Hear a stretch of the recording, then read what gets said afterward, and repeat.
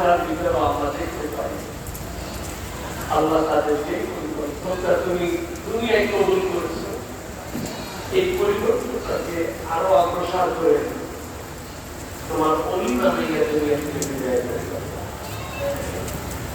হাজরিন, পৃথিবীতে এখন বর্তমানে প্রায় 550 মানুষ যারা সৃষ্টিকর্তায় বিশ্বাসী না, সৃষ্টিকর্তার অস্তিত্বই তারা স্বীকার করে না, সবই ন্যাচারাল, প্রকৃতিক ভাবেই সব হচ্ছে,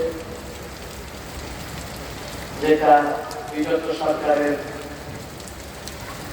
সমাজ পরিচিতি বইয়ের শুরু দিয়ে শুরু হতো, পড়াই শুরু হতো, সব এমনি হয়।